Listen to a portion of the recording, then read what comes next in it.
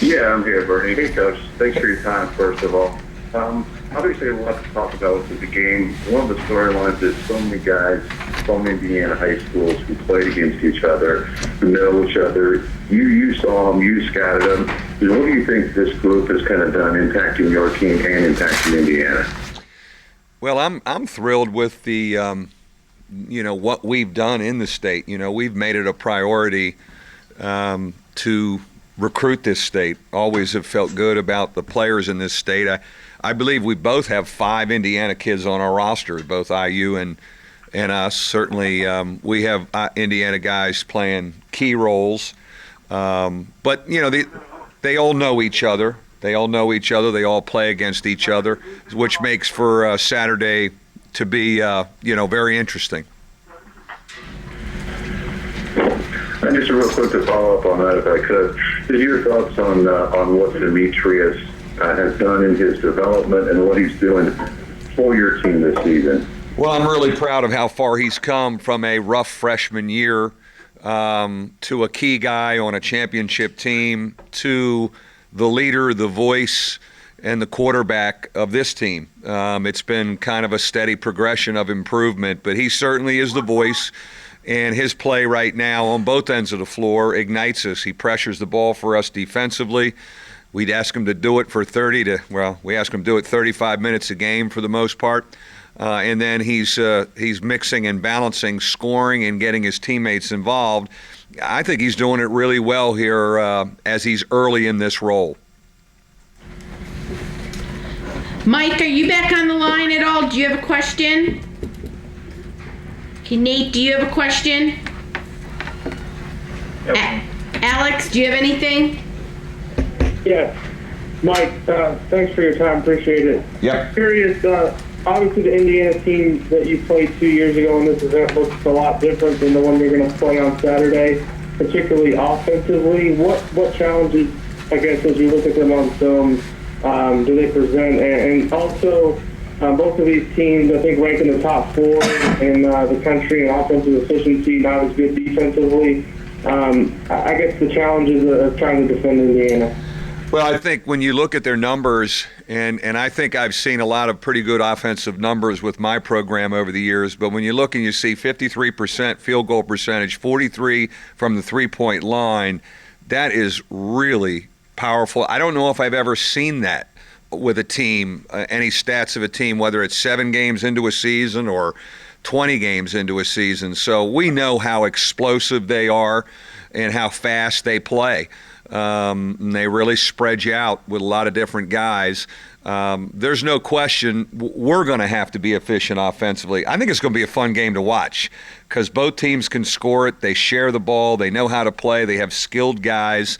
And I think we will come down to who can dig in more defensively to slow the other one down. But going to have to score to win this one. Thank you. Appreciate it. Yep.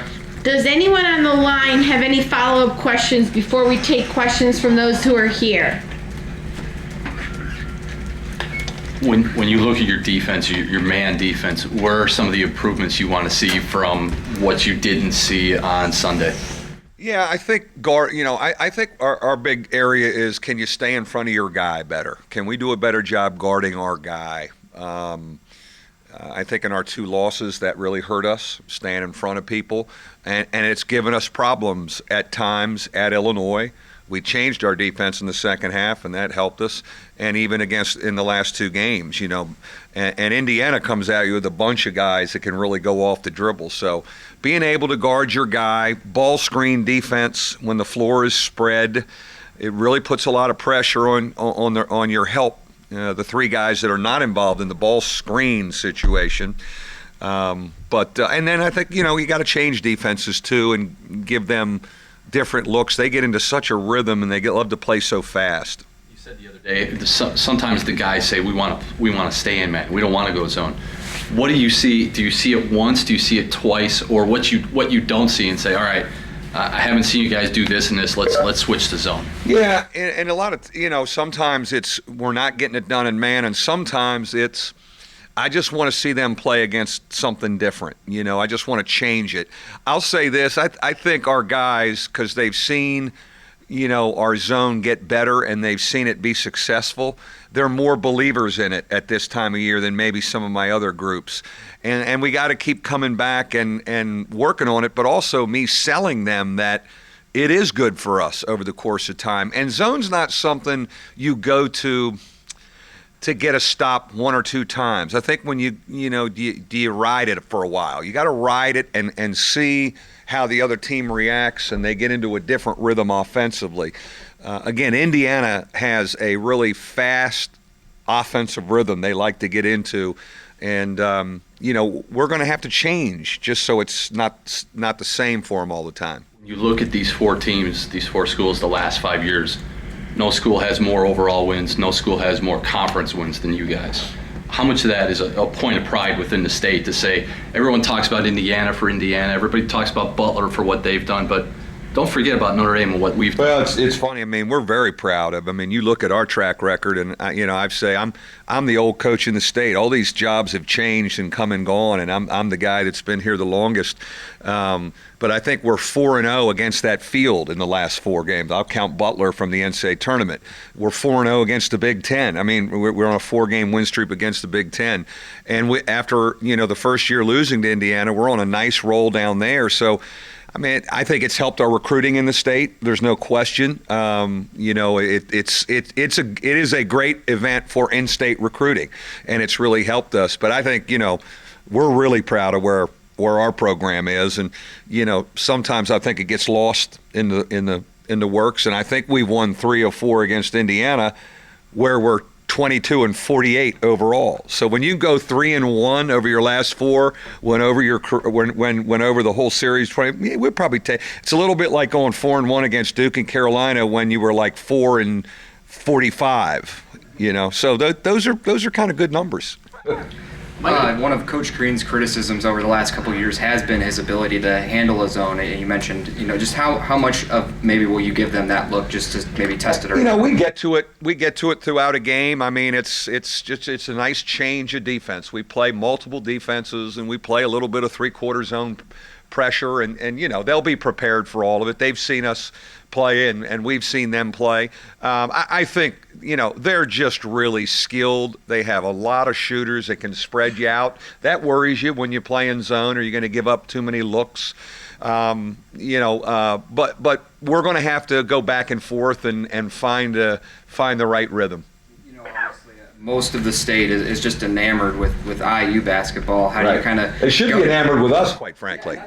They really should. How do you get down there and win a game like this to kind of show? Well, we've been winning games in that building for a while. I mean, we've been winning. We've been really winning for a while. I mean, should be enamored with us, quite frankly. I mean, we're the most consistent program in this state. It ain't even close. But for us to go down there, I think you got 4 NCAA tournament teams for the first time down there. You got 4 teams. The buzz is always good. The buzz is going to be through the roof. Mike, which matchup gives you the greatest concern, and vice versa? Which matchup do you think is the toughest for them to deal with? When they really get small on you, and they get to almost kind of a 4-guard look, and all 4 of those guys can really zip it off the dribble, and that has given us problems at times. That's a big concern. How do we match up? How do we defend? What do we do with the ball screen? The big guy comes up and ball screens and the floor is really spread. Again, it's a little bit like guarding us when we downshift. It's not like we don't play against it. But they really have some exceptional guys that do both things. Number one, they can slash it hard, and they're shooting it at a high percentage. So, it's some of those slashing guys sometimes you can play off them. When you do both, it's really tricky. Transition defense is going to be a key. They get down and they get you fast. And so we really have to get back. And I think we have to change the tempo offensively. Like, we play fast, not as fast as them. We like to play fast, not as fast as them. Sometimes we have to grind in the half court. And, we have some different entries we get into where it's a little slower developing. And I think that is a key, changing tempos offensively for us. I think they're shooting it at 15 seconds. If you look at they're really shooting it quick. They get into it fast. Cause them some issues.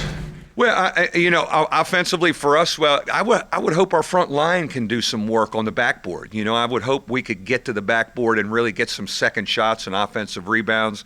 Bonzi and Zach have been really a strong force, and even posting those guys some. Those guys being able to do things in the post. I think for us to be successful, for us to win it, our front line is going to have a good day.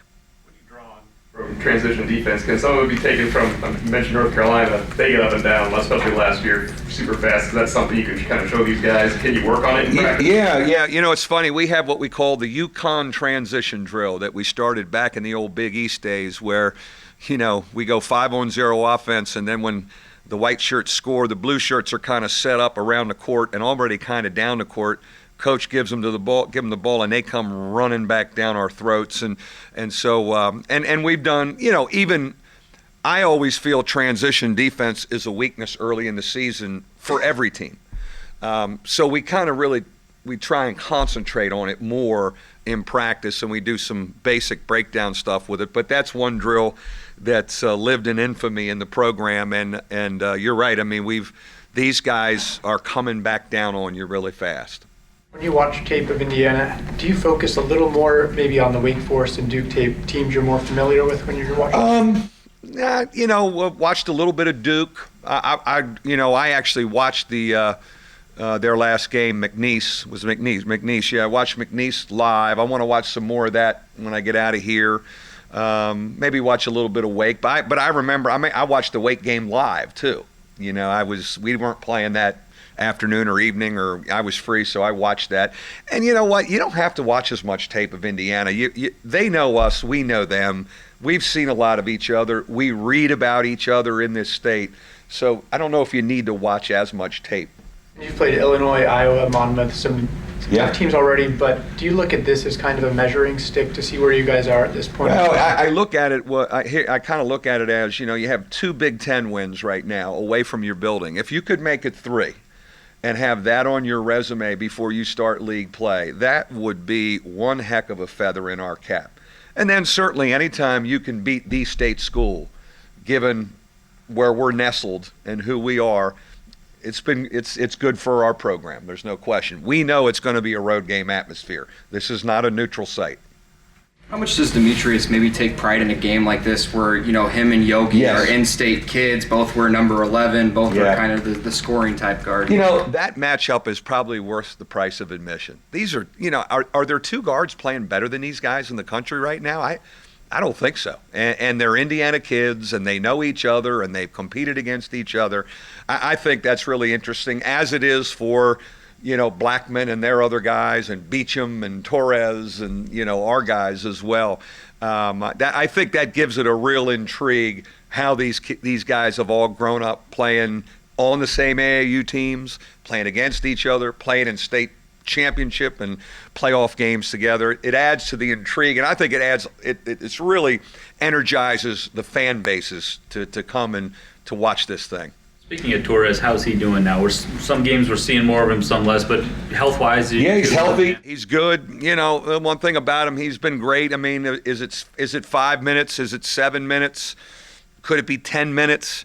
My God, it's only 2 minutes. The one thing about that is you got to be pretty secure and mature to handle that, and he's been great. Like he's. Coach, how come I didn't get in the second half? Now, he knows the role and when it's called for sometimes and when it isn't. But he's been very healthy. He's been doing what he does in practice. Yesterday we scrimmaged, and I think he was second in efficiency points. I mean, he was rebounding way above the rim, doing what we love him to do. And so I like that. I like that slot for him. He gets it. He knows what it is. And he knows it could be 5, it could be 7. It's 17 minutes tonight. We're in foul trouble. So let's ride you. But I like where he's at right now. What are you working on with Zach August most right now? I think always with Zach is just, slowing down, being poised. I mean, he got double teamed like heck the other night, and I thought he started off well. Then he got a little bit flustered with it, but people are going to come after him, and we have to kind of jam it in on him and make him make decisions in practice. So there's some carryover to the games. The biggest thing though for him, when he rebounds like he's been rebounding, especially on the defensive end early, and gives us a defensive chest and presence, whether he's guarding their post player or he's playing in the middle of our zone, gosh, that helps us. And then run the floor. Rebound and run the floor. Start with that, and the other stuff will come. Do they think those double teams is what contributing to his turnover rate? Yeah, I mean, he touches the ball a lot for us. I mean, I'm not so worried about, because I think I like the decisions he makes for the most part. Big guys they're gonna have a couple, and he touches a lot in tough situations. I think we're getting more good out of his relocation passes than bad. Just I think the biggest thing with him is to be safe with it. Sometimes he wants to thread the needle. He has great vision, but sometimes just make that. I used it with him in here the other day, the hockey assist, throw it. And then I said, you probably watch hockey. And he said, yeah. I said, BS, you don't watch hockey. He goes, no, I don't watch any hockey at all. I said, I don't either, but they talk about a hockey assist, so Google it. This isn't IU specific, but in general, what do you like about this classic that you guys play every year, that you can count on, and that you've got the 4 big teams in the state? The energy in the building. I mean, it's really kind of an NCAA tournament, postseason, ACC tournament atmosphere. Our fans are fired up all week. All 4 teams' fans get fired up. And you know what? I mean, all 4 teams' fans are very proud of their programs, and they all get to be down there together and kind of play and communicate with each other, because when we get into the NCAA tournament, and fortunately we all did last year, we all kind of pull for each other. I think we all kind of pull for each other. We spend time with each other, recruiting the same kids, and see each other, that being the coaches in different functions around the state. But I think there's energy about it. There's postseason kind of vibe about it. For us, it's always kind of a road game. It's really not neutral, even when we play Purdue. Even though I'll say this, it's funny, winning a couple in a row, all of a sudden our fans are getting on that bus and coming down there a little bit more. They're driving. Given the entire atmosphere and the success that you've had down there, how much easier does that make to get these guys' attention back from finals and everything? Yeah. Like they can lock in right away. It's not just a regular home. Yeah, no, and it's a big game. So again, I'm hoping tonight we're going to go at 8:30 with the exam schedule, and I think by tonight we only have 3 guys that have tests tomorrow. We're going to have some really free minds, and then at 1 o'clock tomorrow we'll really have some clear heads. And then Saturday morning when they wake up, they're basketball players for a while. And I sometimes you see some really great production out of guys when the academic stuff's off their back. But it comes at a good time, and it's such a big, buzzing game. It's great right after exams. I'm not sure how much time you've had to see them since Wednesday. I think just yesterday a little bit. But did you see Demetrius and Zach with the double team? Did you guys work on that a little bit like you talked about? We did not. I think that's something we may revisit tomorrow. Yesterday we had about an hour and 15 with exam scheduled, so we scrimmaged. We just got up and down. They needed to play and get a good workout. And tonight we'll get back into a practice routine, and we'll do some of that. Different ball screen looks on Demetrius, ice, double. So he's got to make reads and test him. And then are we helping from the perimeter on Zach? Are we doubling off the other big? We'll mix that in. Probably more tomorrow. Thanks, Mike. Thanks, guys. See you Saturday.